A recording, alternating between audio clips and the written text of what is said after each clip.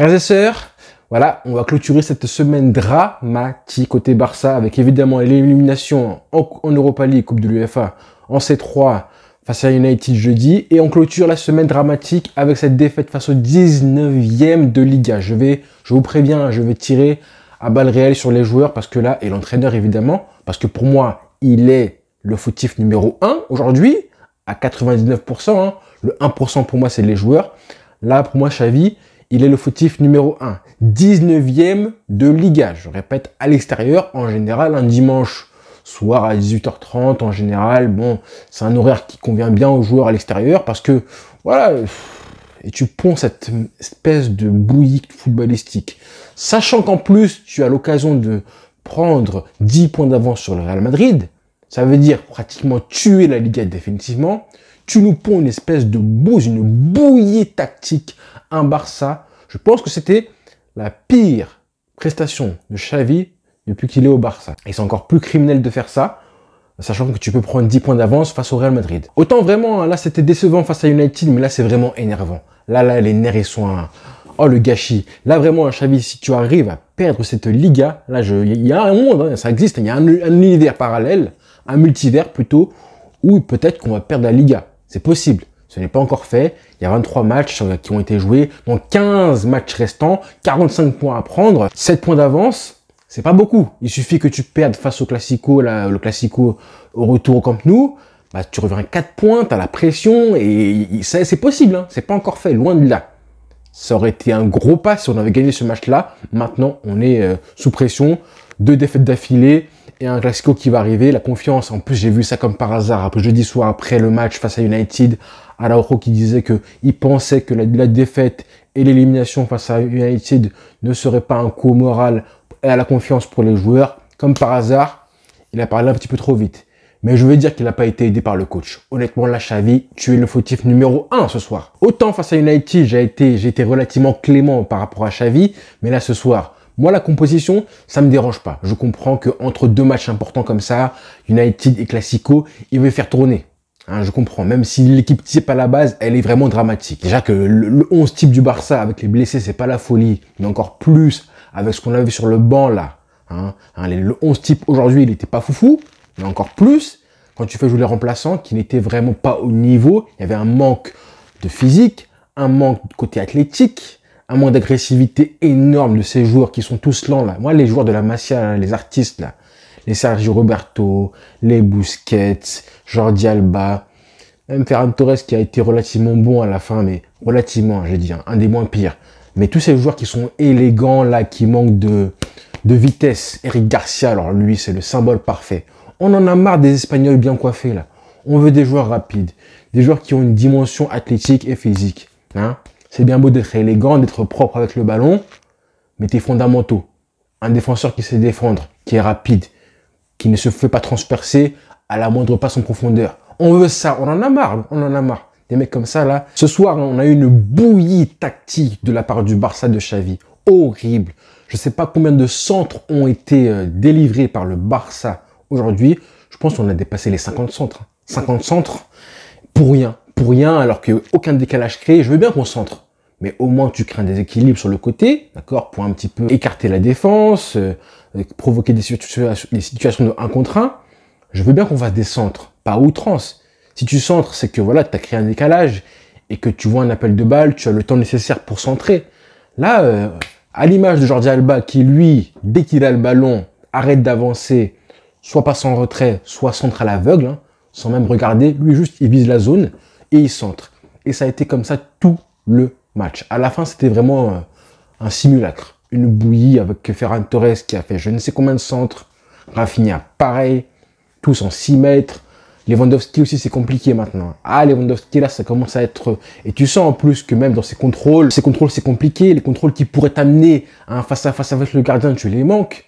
Bah, si tu manques ça, tu sens que le mec, il est pas en confiance, qui s'oblige à être le sauveur et qu'il est pressé, qu'il est en tension, encore plus que d'habitude, Lewandowski, c'est compliqué.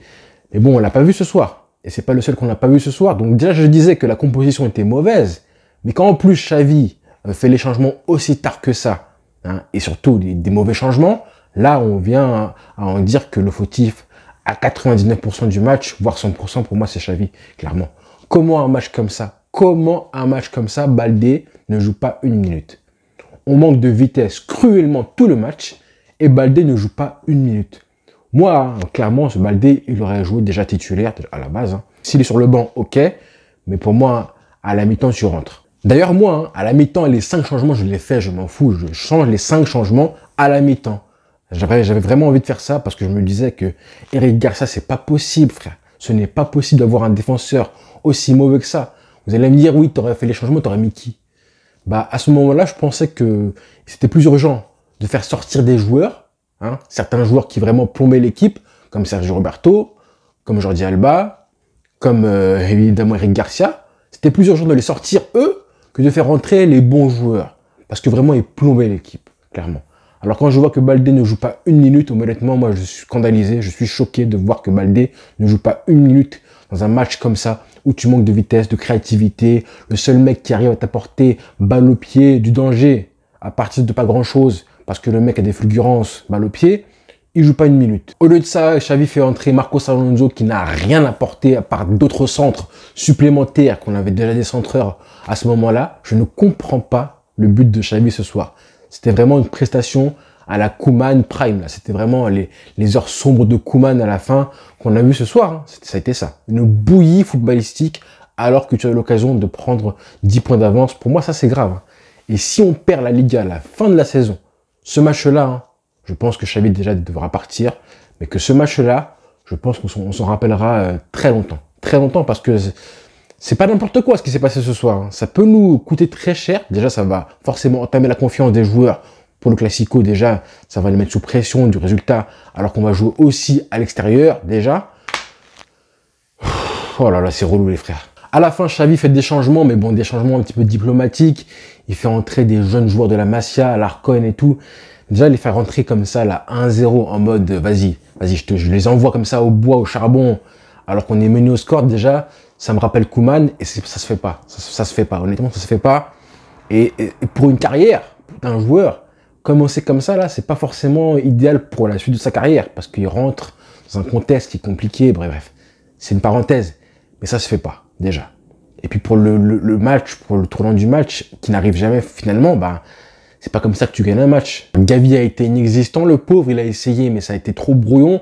Kessié qui sort à la mi-temps, j'ai envie de dire que c'est mérité. Hein. Là, mais Kessié, bah pareil, qu'est-ce qui s'est passé? En vrai, à partir du moment où tu as une équipe type comme ça, et qui a été mise par le coach, qui n'aide pas du coup à faciliter les choses, et que tu prends ce but-là, c'est un but qui est très symbolique, hein, un mauvais placement d'Eric Garcia, Christensen qui perd un duel aussi, voilà, tu prends ce but-là qui fait mal aussi, mais on voulait au moins une réaction, c'est ça, et elle n'est jamais arrivée. Pourquoi? Parce que le coach n'a pas fait les bons changements, parce qu'on s'est enfermé aussi dans un choix tactique de centrer à outrance qui n'a ni queue ni tête, qui n'est pas logique. Clairement, alors qu'on était encore à la 50e, 60e minute, on voyait déjà des centres vraiment à outrance. Hein. Tout s'est enchaîné pour un match piège avec le 11 type, les mauvais changements, les erreurs tactiques. Hein, j'ai vu une statistique, hein, 5 des 8 buts encaissés par le Barça ont été encaissés avec Eric Garcia sur le terrain. 5 des 8 buts. Ça, c'est pas un hasard non plus. Le nombre de duels perdus, ça aussi, c'est un symbole. C'est vraiment un symbole. Je pense que le seul qui a un petit peu surnagé, c'était Frenkie de Jong. Lui, vraiment, il était dans l'intensité, dans les duels et tout. Jamais vraiment en retard. Il a loupé 2-3 passes, mais globalement, il a fait un bon match, Frenkie. Et j'ai envie de le saluer parce que, globalement, c'est le seul qui nage un petit peu dans le collectif qui a été vraiment horrible ce soir. Et en plus, c'est dommage parce qu'il fait un bon début de match. J'avais envie de souligner un petit peu ce rôle qui commence à avoir Frenkie. Un petit peu un rôle qui ressemble à ce que Xavi était aussi au Barça, avec Busquets derrière lui, qui laisse un petit peu Frenkie, du coup, dicter un petit peu le jeu. Et quand il le fait, Frenkie, franchement, c'est génial à voir. Sauf qu'il manquait évidemment des absents comme Pedri au milieu de terrain, ce joueur qui va créer un petit peu l'espace au centre, attirer les défenses pour que justement on puisse écarter ensuite sur les côtés et qu'on centre pas en mode c'est bon, centre Inch'Allah. Et ben, il n'y avait pas ce joueur-là ce soir. Kessie n'a pas été bon, Gavi n'a pas été bon non plus. Bah, c'est dommage, parce que du coup, on n'a pas réussi à fructifier le travail de Frenkie de Jong qui a été, je trouve, assez bon, mine de rien, malgré les petites boulettes aussi défensives. Mais bon, trop tard. La réaction, elle arrive trop tard de Xavi. Je me disais, mais là, le temps passe, comme ça, le temps passe, et les changements viennent à la fin du match. Sergio Roberto, il a joué 75 minutes de jeu. 75 minutes de jeu. Et il rentre c'est ce mec-là qui va prolonger demain. Vous avez imaginé demain, normalement, la presse a dit que normalement, lundi ou mardi, il y aurait l'officialisation de la prolongation de Sergi Roberto, les frères. Incroyable. Après 2 matchs comme ça. C'est pas possible. Il a joué 75 minutes de jeu. Je suis choqué de voir ça. Le niveau technique que ce mec a, c'est flippant. Comment ce mec-là a été formé à la Masia? C'est pas possible. Pas possible. Là, en le voyant jouer, je me disais, mais en fait, ce mec-là, je pense que techniquement, le mec a été quand même formé à la Masia. Il a grandi en Espagne, à Barcelone et tout. Et je connais des mecs, je connais personnellement des mecs avec qui j'ai grandi, avec qui j'ai joué, moi, au football, qui n'ont pas percé, ou qui ont percé. J'en connais un qui a percé. Et je me disais, je connais au moins 3-4 mecs plus forts techniquement que ce mec-là. Et j'abuse même pas. Et je pense que vous tous, ceux qui ont grandi en France et même ailleurs, je pense que vous avez forcément eu la chance, si vous avez fait du foot, allez, à un niveau juste entre 12 et 18 ans, vous avez forcément connu au moins un joueur plus fort techniquement que ce mec-là. Le mec, et même pour faire un contrôle, des fois tu le vois lever la jambe comme si il faisait du karaté raté. C'est dramatique. Tu sens qu'il est pas à l'aise avec ses bras, avec ses jambes. Même au niveau coordination, l'aisance et la facilité. Juste, voilà, l'aisance, la tranquillité, le relâchement. Voilà, le mot, c'est le relâchement. Quand tu dois faire un contrôle, quand la balle arrive en hauteur, il a aucun relâchement pour être assez, juste un petit peu aisé techniquement. Et pourtant, il joue 75 minutes de jeu. Et ça, c'est de la faute de Xavi. Désolé. Donc ce match-là, Xavi, attention. Attention. On a grillé un joker et la manière a été horrible. J'espère que plus jamais je verrai ça. Plus jamais. Donc voilà les frères. Je vais me calmer parce que là, les nerfs, c'est monté très haut. C'est monté, je les ai insultés pendant 90 minutes, voire plus. Et j'espère qu'on verra un beau match au MPSG parce que voilà, là, il faut que je me calme. Quand même inquiet pour le Classico parce que voilà, là hier, le Real fait un partout, match nul. Donc là, si tu prends les 3 points, si on avait pris les 3 points, tu aurais repris l'ascendant psychologique après l'avoir perdu jeudi face à United. Mais là, c'est encore pire, là. C'est encore pire. Une grosse pression avant le match là qui va arriver. Mais je veux plus les voir, les mecs comme ça. Jordi Alba, je ne veux plus te voir, c'est terminé. Sergi Roberto, c'est terminé, je ne veux plus te voir non plus. C'est fini, ces mecs-là, je ne veux plus les voir. J'en veux plus. Et le problème, c'est quoi? C'est qu'en plus, ces mecs-là, non seulement on ne veut plus les voir, ils sont sur le banc, et ça nous dérange déjà qu'ils soient sur le banc déjà. On se dit, on attend patiemment que leur contrat se termine pour que un jour ils partent définitivement. Mais le problème, c'est qu'on les prolonge. On les prolonge d'un an à chaque fois. Là, je me dis, Jordi Alba 2024, c'est la fin de son contrat. Et ça se trouve, là, dans 6 mois, dans 1 an, il fera 5 bons matchs et on va le prolonger. Comment ça se fait? Busquets, c'est pareil, là. Busquets, son contrat se termine en juin prochain 2023. Et Xavi veut le prolonger encore. Stop. On veut plus vous voir, les mecs. C'est terminé.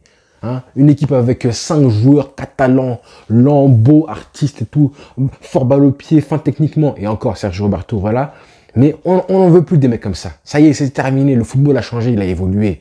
Maintenant, il faut un minimum de vitesse, de technique. C'est terminé, on en a marre, Alors en plus, quand le coach les met tous ensemble, comme ça, en même temps sur le terrain, là, le pompon.